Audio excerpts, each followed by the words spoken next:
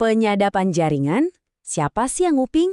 Nah, hari ini kita bakal ngebahas soal mata dan telinga tak kasat mata yang mungkin aja lagi ngawasin semua aktivitas online kita setiap kali kita nyambung ke internet. Coba bayangin deh, Anda lagi di kafe favorit nyambung ke wifi gratis. Pernah kepikiran nggak sih, data saya ini beneran aman nggak ya? Obrolan digital ini cuma antara saya sama tujuan atau ada yang lain? Jawabannya, wah bisa jadi bikin kaget. Yuk kita bedah bareng-bareng. Oke, kita mulai dari dasarnya dulu ya. Packet sniffing. Anggap aja semua yang Anda lakuin online, kirim email, login, browsing, itu dipecah jadi paket-paket data kecil. Nah, sniffing itu ya proses nangkep paket-paket ini pas lagi lalu lalang di jaringan. Gampangnya sih ini kayak nguping secara digital. Nah, gambar ini nunjukin banget cara kerjanya. Coba lihat. Si Smith mau kirim data ke Lena lewat switch jaringan. Terus ada penyerang, biasa disebut man in the middle, yang nemu cara buat nyalin paket datanya diam-diam. Smith sama Lena ngiranya obrolan mereka privat. Padahal ada pihak ketiga yang lagi nontonin semuanya. Biar kita benar-benar paham gimana ini bisa kejadian, kita perlu mundur sedikit, lihat evolusi hardware jaringannya. Nah, ini dia ceritanya. Hub lawan switch. Analogi di sini tuh pas banget. Jadi gini, zaman dulu jaringan itu pakainya hub. Anggap aja hub itu kayak penyiar di alun-alun kota. Dia teriak-teriakin semua pesan ke semua orang, nggak peduli pesannya buat siapa. Jelas ini bikin penyadapan pasif jadi gampang banget. Beda banget sama switch modern, yang lebih mirip kayak Pak Pos. Dia lihat alamat di paket, terus nganterin langsung ke kotak surat yang benar. Komunikasi jadi lebih private kan? Nah, kayak ginilah penampakan penyadapan pasif di zaman hub. Si penyerang tinggal colok alatnya, terus dengerin aja. Semua lalu lintas data dari semua komputer di jaringan itu disiarin langsung ke dia. Gampang banget serangannya. Senyap dan hampir nggak mungkin ketahuan. Oke, ini kan jadi bikin kita mikir. Kalau sekarang kita semua udah pakai switch yang pintar, harusnya masalahnya beres dong, ya kan? Data kita aman dong dari yang ngintip-ngintip. Sayangnya, nggak segampang itu. Jadi, yuk kita lihat gimana para penyerang ini beradaptasi di permainan kucing-kucingan ini. Mereka nemuin cara yang cerdik banget buat ngakalin si switch pintar, dan intinya mereka mengubah si switch ini jadi bodoh lagi, jadi rentan lagi. Kunci serangannya itu ada di namanya tabel CHEM. Anggap aja ini otaknya si switch. Semacam buku alamat yang nyocokin alamat unik tiap perangkat, yaitu alamat MAC, ke port fisik yang mana. Inilah yang bikin switch itu efisien. Tapi, ada satu kelemahan fatal. Memorinya itu terbatas. Kalau dalam kondisi normal, kayak yang kita lihat di sini, semuanya lancar jaya. Mesin A mau kirim data ke mesin B. Si switch ngecek tabel CAM-nya. Oh, mesin B di port sekian.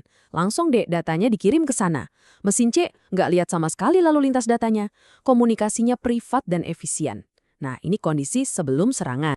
Nah, disinilah celahnya. Si penyerang manfaatin memori tabel CAM yang terbatas itu pakai teknik namanya MAC flooding.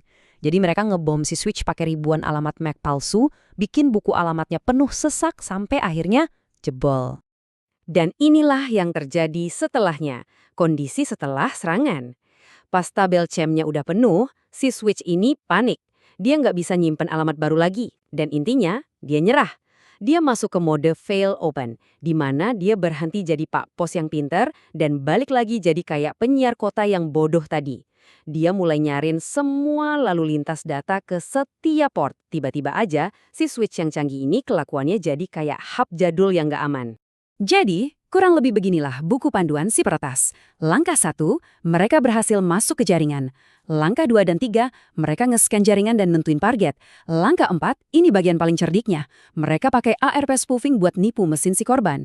Dan langkah 5 puncaknya, semua lalu lintas data si korban berhasil dibelokin lewat komputer si penyerang. Dan sekarang mereka bisa lihat semuanya. Oke, setelah si penyerang berhasil, apa sih risikonya? Apa aja yang bisa mereka lihat? Hasilnya, akses penuh. Si penyerang sekarang ada di posisi yang sempurna buat nangkep, nyalin, dan nganalisis setiap data yang dikirim atau diterima si korban. Semua info sensitif, nomor kartu kredit, password, data pribadi, sekarang ada di tangan mereka. Masalahnya, masih banyak loh protokol lama yang ngirim data dalam bentuk teks biasa, alias nggak dienkripsi. HTTP buat situs web, SMTP buat email, FTP buat transfer file, semuanya ini rentan. Kalau lalu lintas datanya disadap, informasinya itu kebaca jelas kayak kita baca buku. Makanya penting banget buat selalu lihat ada ikon gembok dan HTTPS di browser Anda. Itu tandanya koneksi Anda dienkripsi dan aman. Biar lebih jelas lagi ya, ini loh yang dipertaruhkan. Username Anda, password Anda di berbagai situs, isi email pribadi dan kerjaan Anda, bahkan detail keuangan. Semuanya itu bisa terekspos kalau nggak dilindungi dengan benar. Tapi tunggu dulu, ada sisi lain dari cerita ini. Ternyata teknologi yang sama nggak cuma dipakai sama penjahat. Ada juga loh penggunaan yang sah secara hukum. Ini namanya penyadapan yang sah atau lawful interception. Ini adalah proses yang diatur ketat di mana penegak hukum pastinya dengan surat perintah pengadilan bisa minta penyedia layanan internet untuk menyadap komunikasi.